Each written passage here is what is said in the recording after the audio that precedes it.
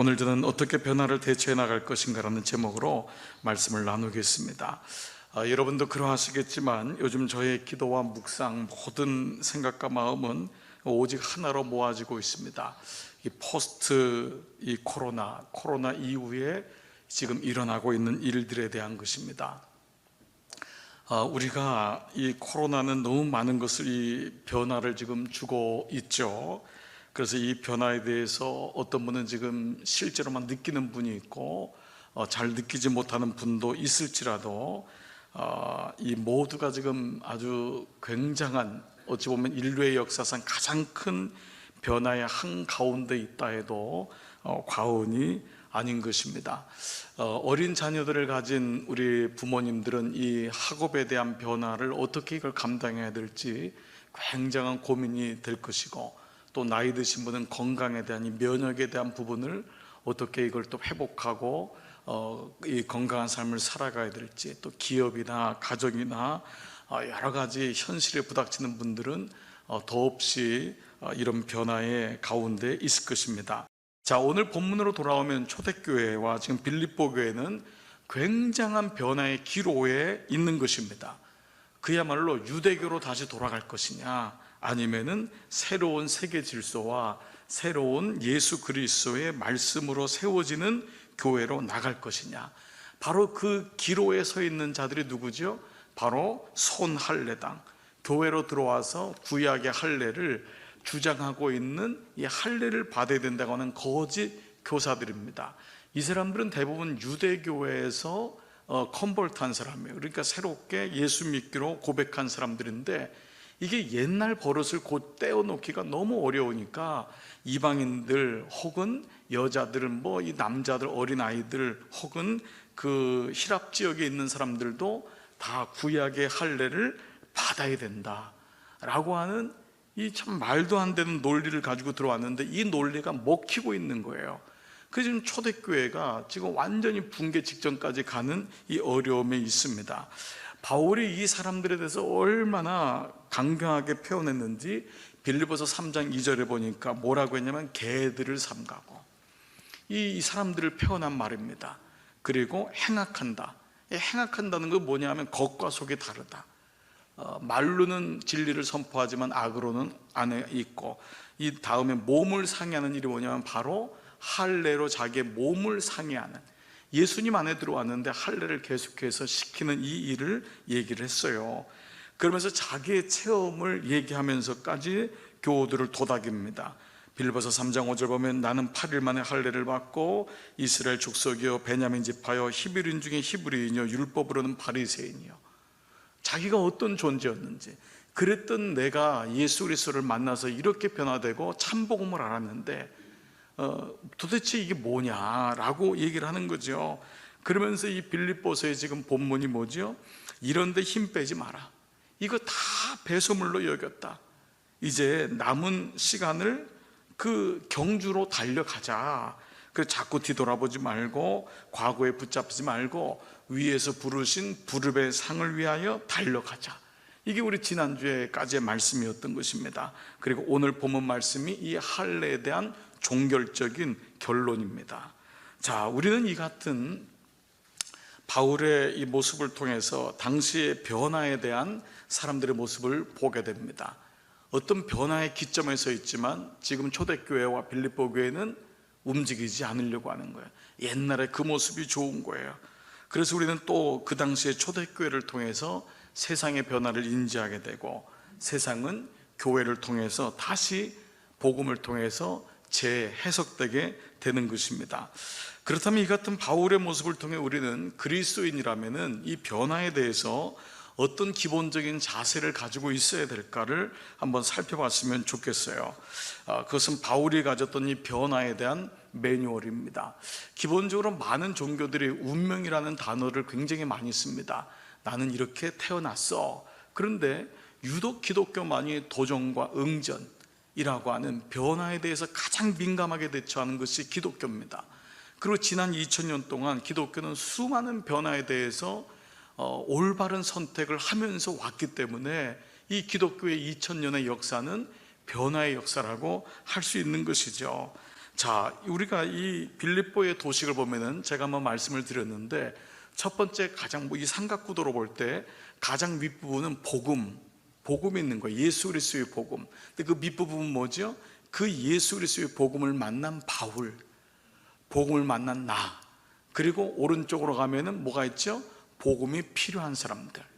그래서 이 삼각구도가 다시 복음이 필요한 사람이 또 복음을 만나고, 그 복음은 복음을 만난 나는 또 복음이 필요한 사람에게 흘러내려가는 이런 구원의 역사가 삼각구도로 이루어지고, 이것이 개인적인 입장에서 보면은 세 가지의 또 삼각구도가 이루어지는데, 첫 번째는 그 복음을 인정하고, 그리고 그 복음이 인정만이 아니라 그 복음을 나의 삶의 자리로, 변화의 자리로 초청하고, 그리고 그 복음대로 살아가는 적용이라고 하는 이 세 가지의 이 단어가 바울이 썼던, 그리고 복음서에 나와 있는 이 서신서에 나와 있는 구도라고 할 수 있습니다. 자, 이런 과정에서 우리가 이 변화에 대처하는 첫 번째 매뉴얼은 뭘까요? 인정 단계입니다. 이건 무엇을 인정할까? 첫 번째는 위기 상황을 받아들여라 라는 것입니다. 위기 상황을 받아들여라. 자, 오늘 본문 17절 보면은 이 말씀이 있습니다. 같이 한번 읽겠습니다. 시작. 형제자매 여러분, 다 함께 나를 본받으십시오. 여러분이 우리를 본보기로 삼은 것과 같이 우리를 본받아서 사는 사람들을 눈여겨보십시오. 자, 지금 바울은 빌립보 공동체에 상당한 위기가 왔음을 직감합니다. 뭐죠? 다시 유대교로 돌아가려고 하는 이 일련의 움직임이 있는 거예요. 왜 그럴까요? 그게 옳건 그르건 간에 편하거든요. 사람은 변화에 대해서 사람은 사실 회피합니다. 변화가 일어나, 또 변해야 돼, 또 일이 터졌어. 근데 사실 하나님은 그렇게 일을 하지 않습니다. 고난이 왔을 때 사람들은 Why me? 라고 얘기하죠. 왜 나에게? 그런데 그렇게 하지 않으면 사람은 변하지 않기 때문에 그렇습니다. 고난을 통해서 우리는 우리 자신을 보게 돼요. 어려움이 없으면 절대 자기를 보지 않습니다. 지금 이 바울은 지금 사람들이 변화되지 않는 사람들을 보면서 뭐라고 하냐면, 형제자매 여러분, 다 함께 나를 본받으십시오 라고 얘기하죠. 그런데 이 표현이 영어 성경 보면 이렇게 나왔어요. Join with others in following my example. 자, 이 단어를 정확하게 표현한다면, 이 보다 정확한 표현은 나를 본받으라는 게 아니라 나의 변화된 example을 보고 따르는 사람들과 함께 하십시오. 지금 이것이 이 전체적인 빌립보의 이 전체적인 흐름과 맞습니다. 바울은 나를 본받으라고 한 거 아니에요. 나의 인격, 나를 본받으라, 이게 바울의 모습이 아닙니다. 바울은 호련히 사라진 사람이에요. 바울은 나의 변화된 모습, 나의 변화된 이 예를 보고 따르는 사람들과 함께 하십시오. 스스로가 변화에 대해서 얘기를 하고 있는 거예요. 그 다음 성경도 보면은 좀 영어가 필요한 부분을 그냥 제가 썼는데, take note, 주목해 보십시오. 그리고 그 사람들을 live according to the pattern, 그가 이 패턴이 있다는 거예요. 그가 패턴이 있는데 이게 뭐냐? 이 변화의 패턴대로 살아가는 사람들이라는 뜻입니다. 그 사람들을 눈여겨보십시오. 지금 공동체 안에는 옛날로 돌아가는 사람이 있지만 나와 같이 변화된 사람이 있음을 기억하십시오. 그리고 이 변화의 패턴을 가지고 살아가는 사람이 있습니다. 지금 이 얘기가 지금 형제자매 여러분 다 함께 나를 본받으십시오, 바로 이 의미인 것입니다. 즉 이 단어에는 변화에 대한 간절한 바울의 이 안타까움이 있는 거죠. 왜 그러죠? 변화되지 않으면 이전으로 돌아가는 것입니다. 즉 그는 지금을 위기라고 판단한 것입니다. 그러니까 위기의식을 느끼는 거예요. 위기 상황을 받아들여라, 이게 첫 번째입니다. 자, 두 번째는 뭐냐 하면 초청 단계입니다. 이건 뭐냐? 정직한 자기평가를 해나가라 라는 것입니다. 정직한 자기평가가 있어야 된다는 거예요. 18절 19절 한번 읽어보겠습니다. 시작. 내가 여러분에게 여러 번 말하였고 지금도 눈물을 흘리면서 말하지만 그리스도의 십자가의 원수로 살아가는 사람이 많이 있습니다. 그들의 마지막은 멸망입니다. 그들은 배를 자기네의 하나님으로 삼고 자기네의 수치를 영광으로 삼고 땅의 것만을 생각합니다. 자, 이게 무슨 말씀이냐? 그렇게 위기를 인정하고 보니까 실제로 구약으로 돌아가고자 하는, 유대교로 돌아가자고 하는 사람들이 적지 않다는 거예요. 이 사람들이 많이 있대요. 여러분, 이게 지금 빌립보교의 현실인 것입니다. 빌립보교가 겉으로는 십자가를 내걸고 예수 그리스도의 복음을 전파하는데 그 안에는 심지어 뭐라고 했죠? 십자가의 원수로 살아가는 사람들이 많이 있다는 거예요. 바울에게 이 빌립보 교회는 그야말로 첫사랑입니다. 바울이 빌립보 교회를 스스로 자신이 개척한 교회예요. 근데 어느 날 로마 감옥에 앉아 있는데 소식이 들리는데 이 거짓 교사들이 와가지고 판을 친 거예요. 근데 이게 많다는 표현은 여러분 어느 정도면은 많다고 합니까? 교회 안에 신천지가 있습니다. 근데 신천지가 많다는 건 뭐예요? 완전히 장악을 다 해버렸다라는 거예요. 그러니까 이 안에 이게 지금 현실인 거예요. 그러니까 그 안에서 스스로가 이 문제를 해결할 능력이 없다고 하는 것을 바울은 감지했는지 몰라요.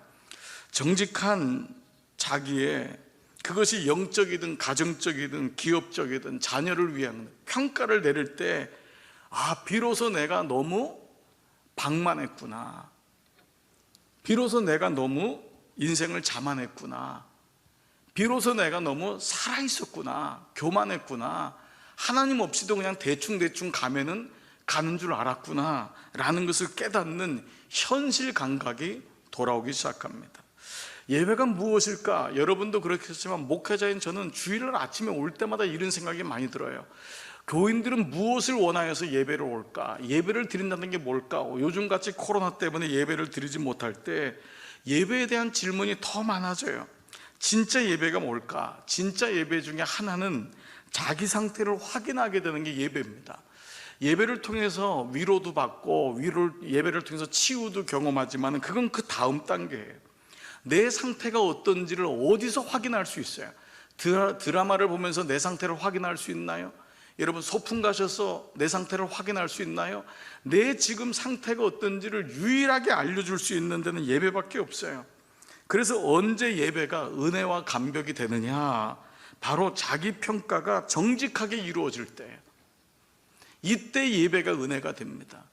내 평가가 정직하게 이루어질 때. 사람들은 다 근사한 옷을 입고 양복도 입고 양장도 입고 와서 괜찮은 척 하고 앉아 있지만 예배 가운데 자기 평가가 이루어지니까 내 스스로에게는 힘이 없고 또 나를 도울 사람도 없고 오직 하나님밖에 구원의 길이 없다고 하는 절박감이 올 때, 그때 예배실에 앉아만 있어도 눈물이 나는 것입니다. 그냥 찬송만 불러도 감격이 되는 것입니다. 그리고 간절함이 생기고 목마름이 생기는 것입니다. 즉 내가 살아있을 때는 예배는 결코 은혜가 되지 않습니다. 내가 sacrifice, 제물이 되어서 죽을 때 하나님이 하나님 되시는 게 예배입니다. 그러니까 예배는 결코 내가 살아있는 사람이 와서 은혜를 통과할 수가 없는 거예요. 빳빳했던 그 사람이 고개가 숙여지고 기도하면 눈물이 고이고 한숨이 나고 내 상태가 평가가 되는 거예요. 그때 비로소 우리는 하나님 앞에 나가는 거예요. 바울은 이 은혜를 놓치지 않으려고 날마다 죽는다고 했어요. 날마다 죽어야지만 하나님의 은혜가 새겨지고 내가 어떠한 상태인지를 알고 교만하지 않고 자고하지 않고 마지막까지 십자가를 질 수 있기 때문에, 그래서 정직한 자기 평가를 하라. 이게 두 번째 변화에 대해서 여러분에게는 어떤 능력이 있습니까? 이 변화를 헤쳐나갈 능력이 있으세요? 이 변화를 헤쳐나갈 어떤 도움이 있으세요? 그때 우리가 하나님 앞에 나가는 것입니다.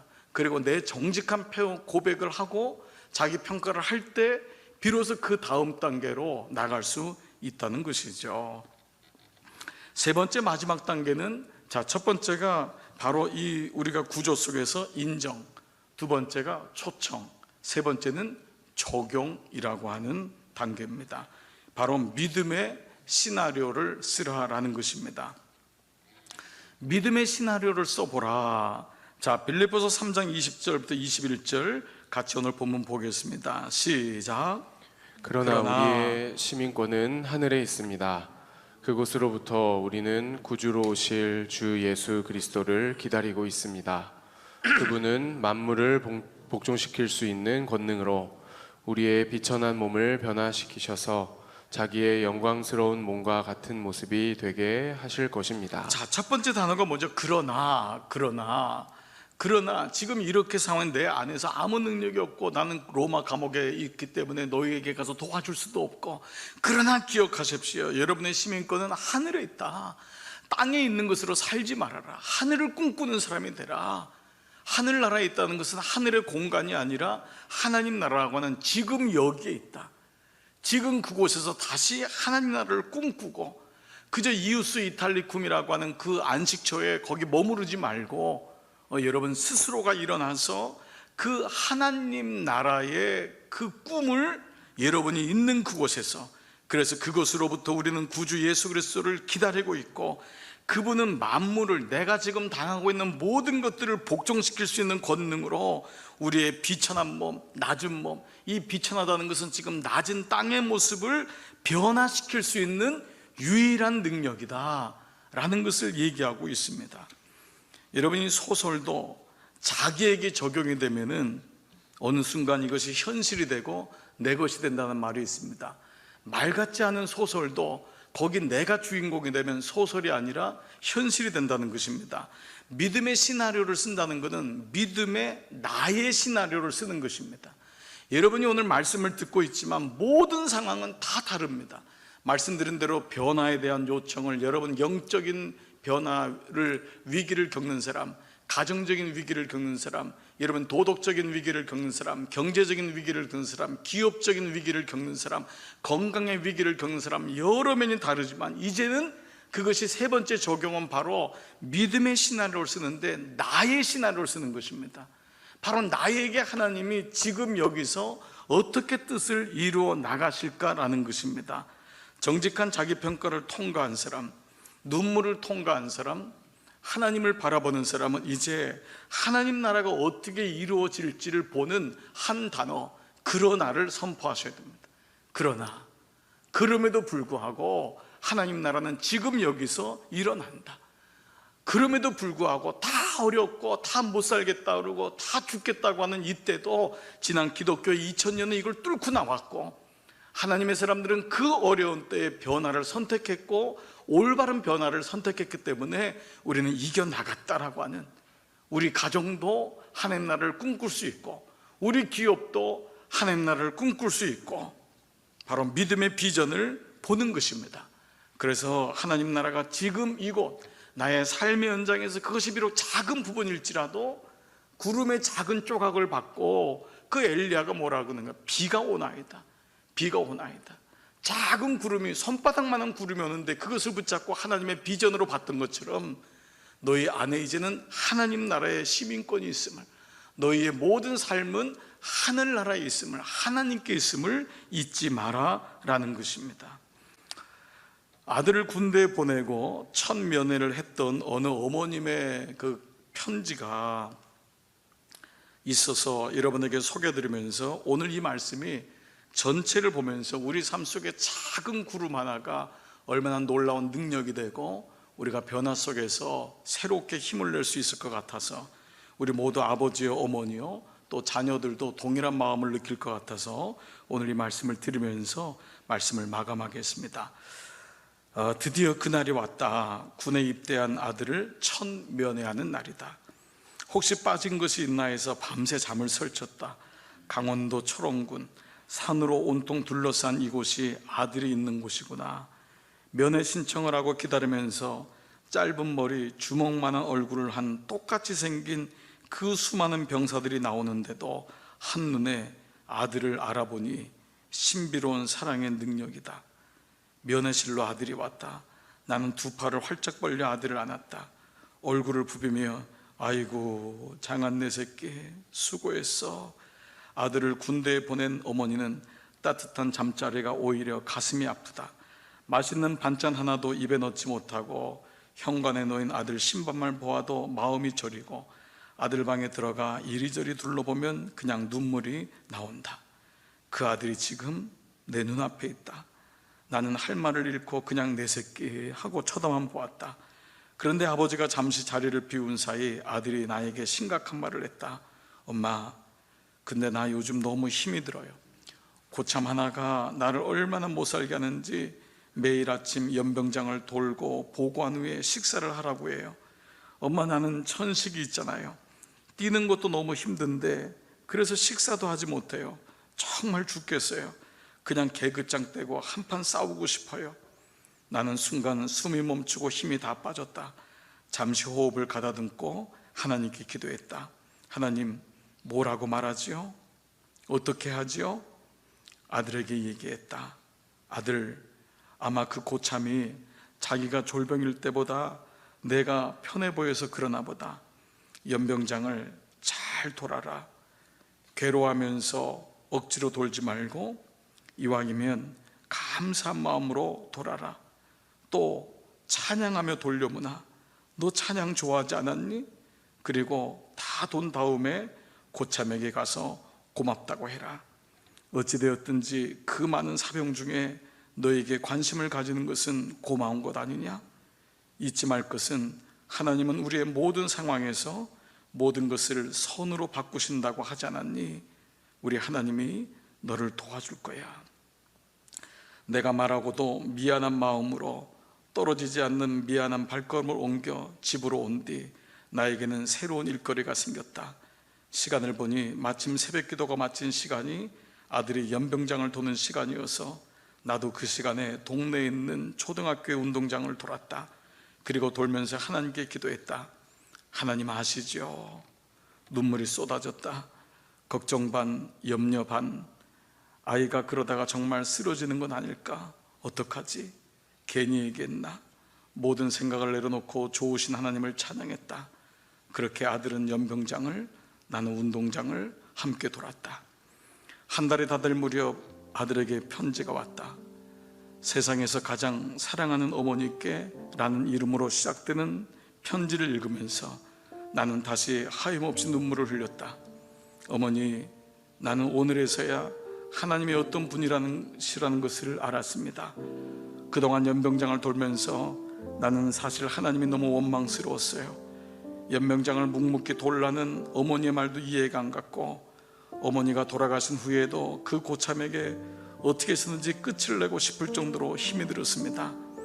그러나 어머니의 말을 듣고 순종하며 오늘도 완전군장을 하고 뛰면서 저는 엉엉 울고 말았어요.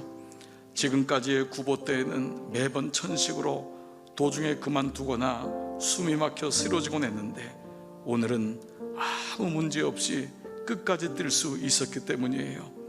하나님께서는 그 고참을 통해 저희의 지병인 천식을 다 고쳐주셨던 것입니다.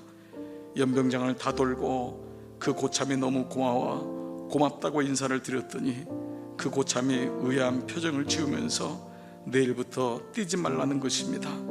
어머니, 내일부터는 제 스스로가 뛰어보려고요.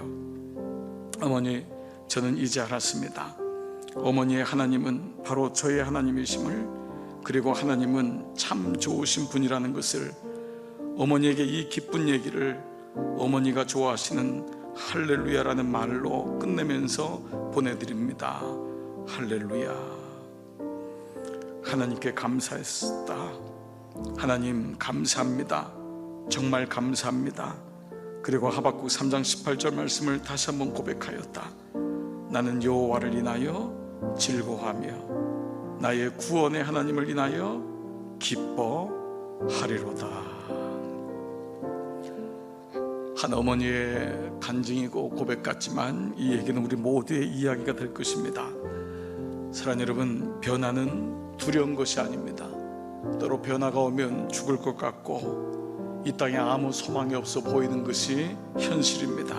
그러나 변화는 오히려 하나님을 더 가까이 할 수 있는 귀한 시간입니다. 그때 생각지 못한 지혜를 받게 되고 그때 생각지 못했던 하나님의 은혜를 경험하게 됩니다. 사랑하는 여러분, 여러분은 지금 위기이십니까? 위기이십니까? 위기라고 인정이 되십니까? 여러분은 정직하게 자기를 보고 계십니까? 여러분에게는 어떤 힘이 계십니까? 그러나 그럼에도 불구하고 하나님이 이루실 꿈이 여러분 안에는 있습니까? 지금 이곳에서 하나님은 우리나라는 물론 우리 개인도 가정도 기업도 새롭게 하시고자 하시는 하나님의 은혜를 붙들고 있습니까?